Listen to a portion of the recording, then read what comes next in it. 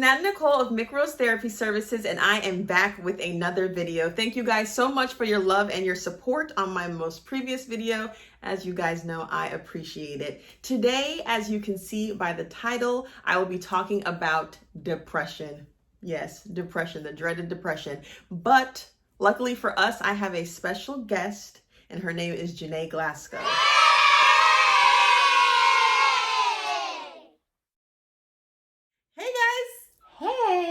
So here is Janae Glasgow. What I'm going to let her do is tell you a little bit about herself so that we can get on the same playing field to understand why are you even in this video? Okay, well, so I'll tell you guys, I am a licensed professional counselor in the Washington, D.C. area. I'm also... Baltimore? No, I said D.C. Oh. Yes, totally two different things. But I'll leave her to that, for the people don't be knowing. But I'm also working on my PhD in counselor education and supervision. So I'm pretty much working to educate and train other individuals to become great therapists as well. Nice. So that's just a little bit about me and what I do. Yeah, so as you can see, Janae said that she was an LPC and I am an LMHC. And really the only difference is that we took a licensure exam in 2 different states. That's it. So pretty much we have the same exact role in individuals' lives, but depending on what state you're in, sometimes the letters are different. But we can do the same things. The same thing.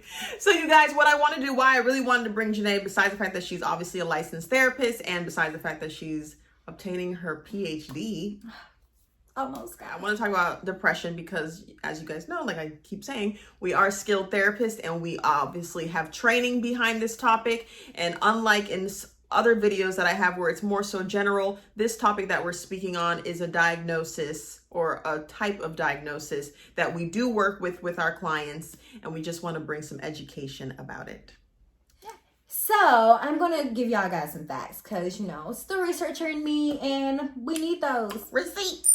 Bring them. So if you didn't know, U.S. is one of the most depressed countries out there.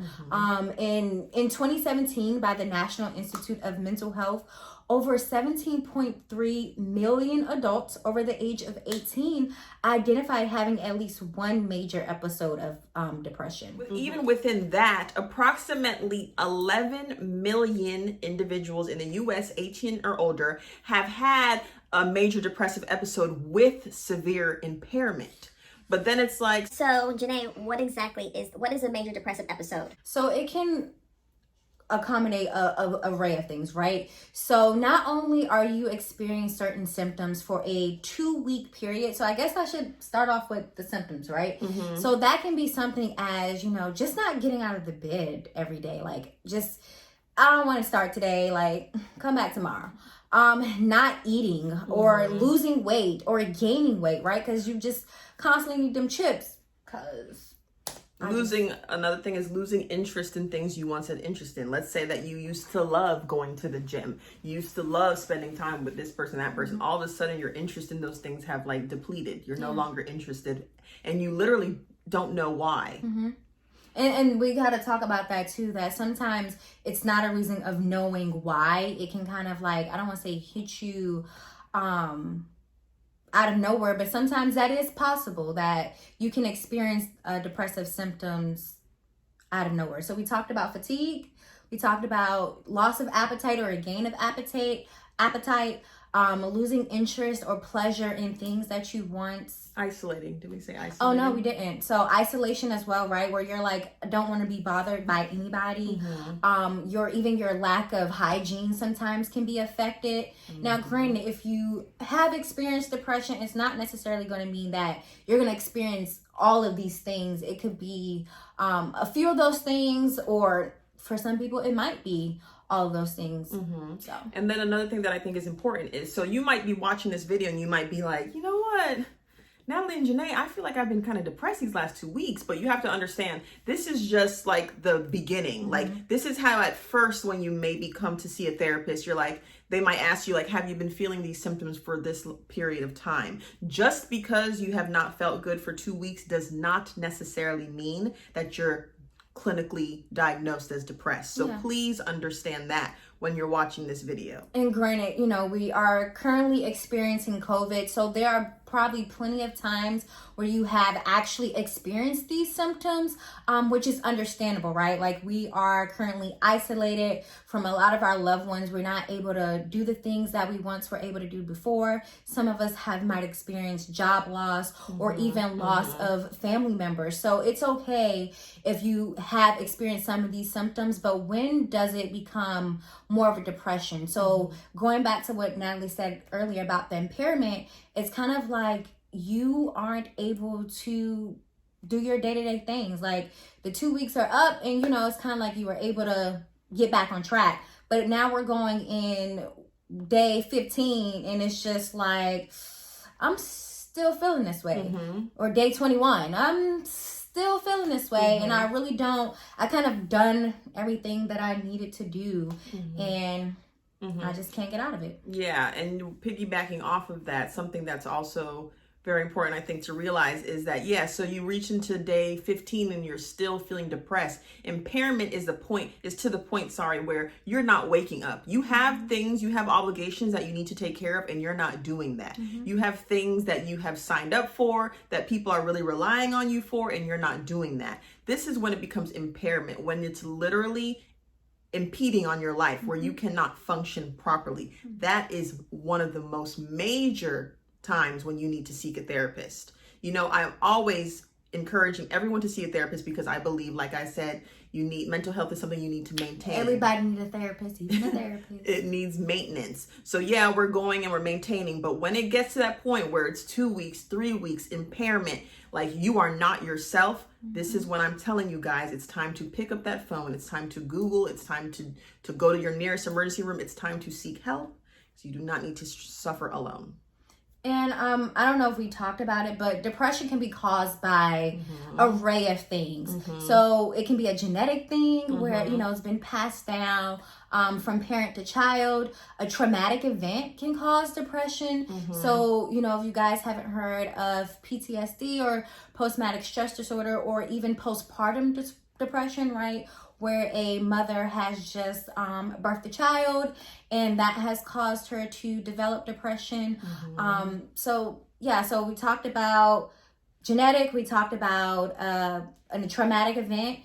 Sometimes substances can actually cause depression. For sure. Whether it's, you know, you're taking opioids or other type of narcotics, or even drinking sometimes can actually cause individuals to feel depressed.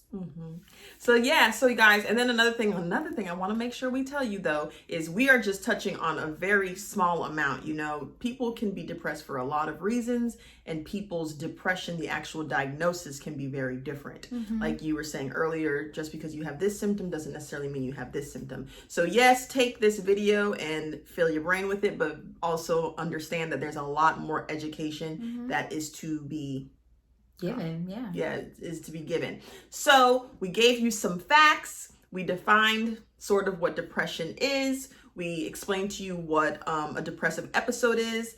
And now I think we just need a little bit of coping skills. Yeah, so how do I get out if I am currently like feeling depressed? What can I do? So we already said, talk to your therapist.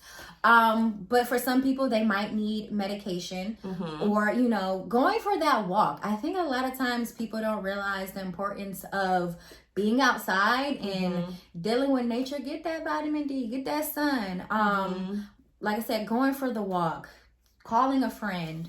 Healthy eating a healthy meal, like you said, yes, talking to a friend. Maybe you participate in activities like the gym, church events, you know, religious events, whatever you do, just really just sort of challenging, making sure you challenge those negative thoughts. Sometimes when we're depressed, we have a lot of thoughts that come out of the blue about things. And we have to remember that feelings are not facts. So that means we have to make sure that we challenge some of those thoughts that we get. So you guys, I think that is all we have. Do you have a journal prompt for my viewers? So much pressure. A journal prompt I would suggest to you all is to identify things that is important to your wellness. So what does that look like? Not only does that mean your physical and your mental health, but what about your social health? What about your occupational health? What are those things or goals or dreams that you have that you kind of want to work on and strive for? So you can let us know in the comments below, or you can just keep this for your personal journal. Thank you guys, like I always say, for watching this video. Please like, comment, and subscribe. And I will see you in my next video. Bye. You want me to start? Yeah. All right. So if you guys didn't know, there are currently over... Hold on. Hey guys, so we're gonna... Wait, why are you saying feelings are not facts? Oh, sorry. If you didn't know, U.S. has been identified as one of the countries that had the most severe depressed people. You're lying. Was identified having a severe major depressive episode. I know. It was like